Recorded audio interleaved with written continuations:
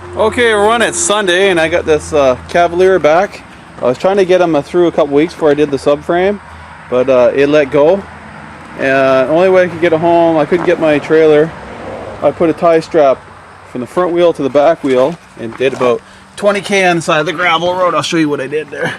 And you can see the tie strap pulling the A-arm back and back into the back here. One of my subscribers said that I'm liable on my license, I guess, and that used to be true. I used to have the right to pull the plates off of any vehicle I thought was unfit, but I think they changed that ruling now. I warned the customer a few times to junk it, but anyway, and get another older car, be cheaper. But anyway, we're going to repair this one. I've been cleaning my garage out a little bit. I thought at first I could probably, and I might still do it, I might pull it in here because it's supposed to get some rain. I need to make a new door. You can see what a big mess. That's why I don't do a lot of work in my garage. But if I move that bench, clean that out, move it to the back, clean the rest of that crap up, we'll have all kinds of room. And I think it's going to happen probably because the weather's going to turn bad, and I'm going to need to, if I keep working on stuff, I'm not working in the outside in the crap. But anyway, okay, I got the lawnmower going. But anyway, next. Okay, now you can see how bad the damage is.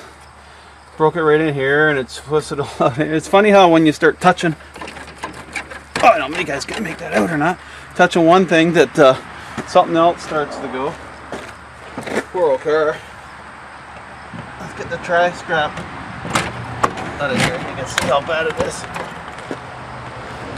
I just put a strap on the lower E-arm just to get it home so we didn't have to pay for a tow truck or anything. And I drove it myself, so you can see how bad it is. Now we gotta try to get it out of there without pulling any the bolts on the backside or weld it, tack weld it in there. So we're gonna try to get that out without wrecking any of that. It's not usually a bad job, but because this is all rotted, it might become a nightmare.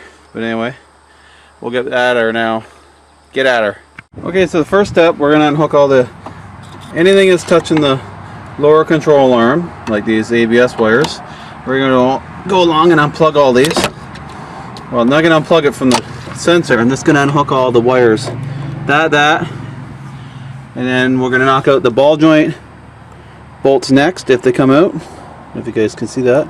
That's trouble right there itself. Might have a hard time with this one. She's pretty rotty. Now, you can take all the splash shielding off if you want. Right here on both sides, but I'm going to leave it there. And you see how badly that thing's bent up. But anyway, you can leave this bolt in if you want until you get it off the car. You're going to take this one off in this car. If it doesn't come off, I'm going to cut it and weld it back on. Yeah, so get this bolt out, this one next.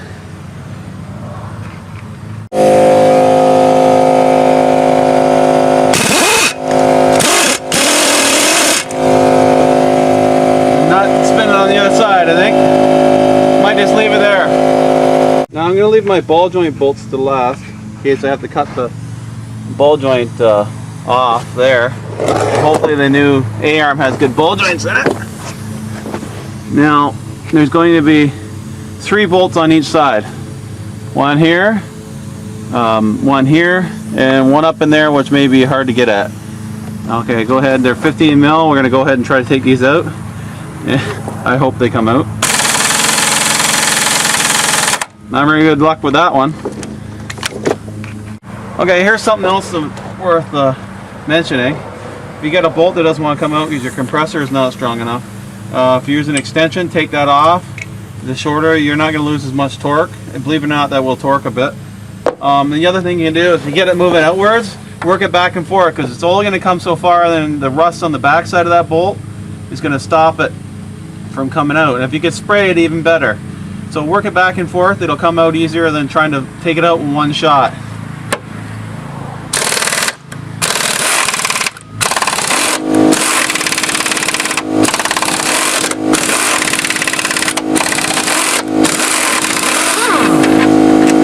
Just like that.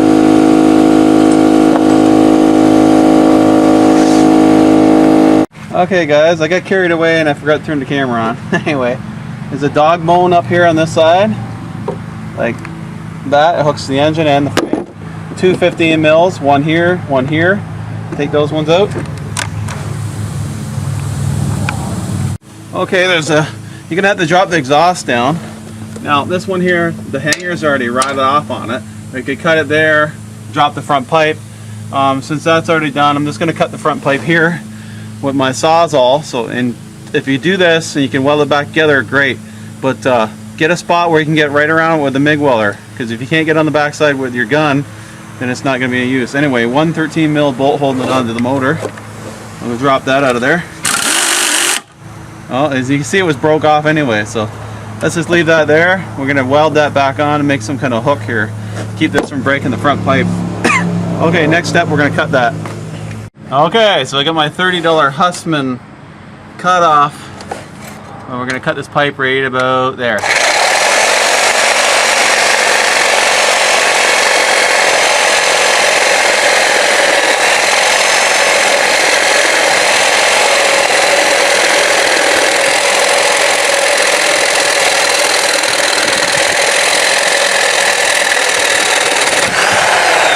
You get the idea. Okay, the exhaust hanging down, that should be enough. I mean, you could cut it back there too if you needed to cut it off to get it out of your way. But I'm going to use a jack with a couple 2x6s across, or a 4x4 or something, to hold the frame. Now I'm going to attempt to go under and take the two rack bolts that come through from the front side out. You can see how rotted this is. I was just in here with the tire iron here, wheel wrench. Now I don't have the long extensions. I got to take this bolt out right here next on both sides. That one right there. I'm not sure how I'm going to do it yet. I might take the Sawzall, cut this on the other side, get the frame out of there, get it ready for Monday when I get the new frame. Okay, the two bolts I'm talking about to hold the rack in place are here, and the other one's over there. I usually use a box end wrench to get that off. I don't know what I'm going to do here. I only have half the tools I need at home. Like, I don't have a lot of metric wrenches or sockets, so and you can see I can't even get in there at my impact gun. I had no, actually I think I do have a swivel. Let me go look.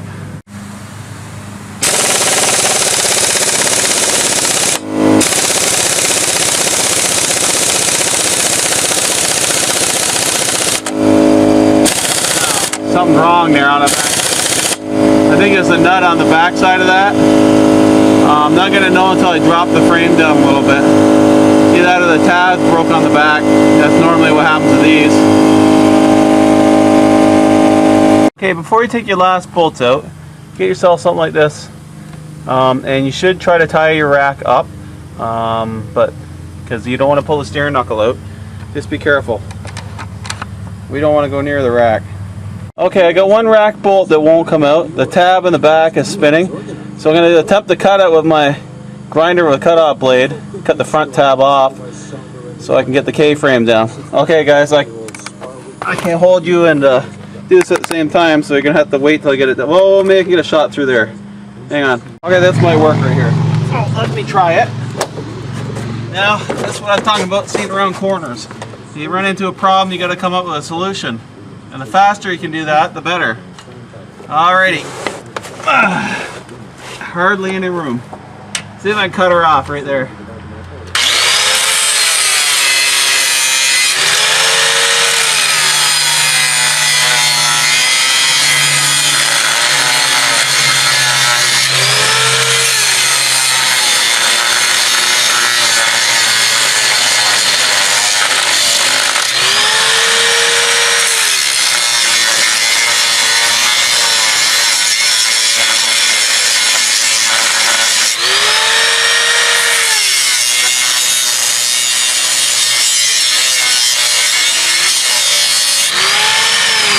Okay, the first cut is done. I have to get the brake lines up out of the way.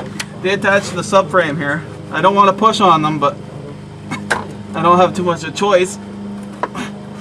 Alright, they're out of the way. Hopefully they don't leak when I'm done. Cut her the other way now.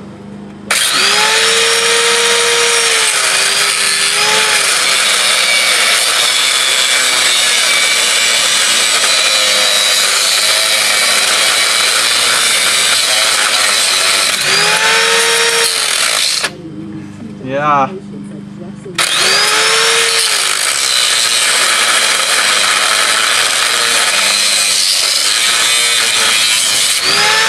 Yeah, we're through.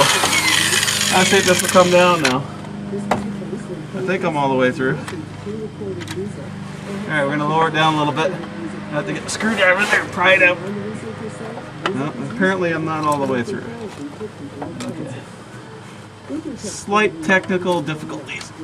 Okay, I need to cut some more. I might have to switch to a different blade. This one's getting cut thin.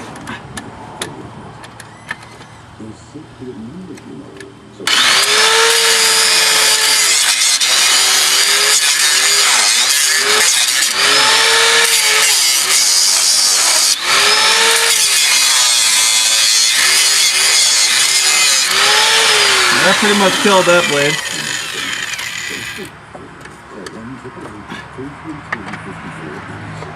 I have to get a big pry bar in here, I think. Get the rack free from its lodging. The problem is the backside, the nut is slipping, but it isn't fully pulled out of the frame yet. So not sure how I'm going to fix this problem. I'll get back to you guys in a minute. Okay, I still have 2 lower ball joint bolts to take off. And I'm having trouble with that one side of the rack bolt, but I don't want to move this rack too much because all the lines on it are rotted. I'm scared to have that start to leak next. But I see a bigger problem right now. Oh yeah. The rack is really corroded. Oh my. This just keeps getting better and better. Hang on. You can see down in there, there's not much light here. You can see that white metal corrosion. That's off the rack. It stayed in the subframe. You can see the big holes in it here. This guy's lucky he wasn't at speed when this happened, and I agree that it's not a good thing. Look at that brake line. I had to replace that brake line too. There's no way I'm going to let that go.